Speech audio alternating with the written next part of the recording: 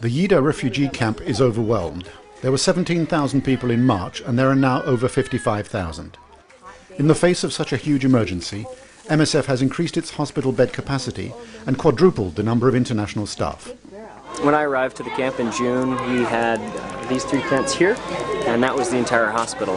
Now we are operating a hospital of 80 plus beds with 14 tents. So we've grown quite a bit in the last 2.5 months.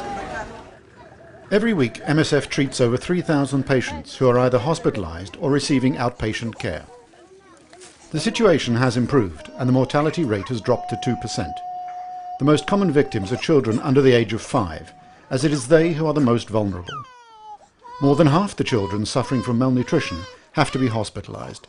We are seeing a lot of children here who have concomitant medical problems along with their malnutrition, which makes the problem even larger.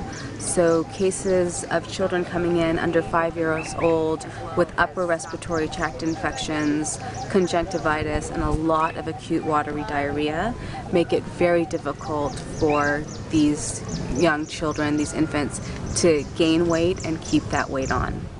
Ongoing vigilance is called for to improve living conditions. MSF is working with other organisations to improve the water supply, sanitation and hygiene in the camp. MSF is now supplying 80,000 litres of clean, chlorinated water a day and is building public latrines. Ill diseases are caused by hygiene, almost always, basically because of so many people living in this small area and not having access to clean water, not having access to soap. 1,000 new arrivals settle in the camp every week.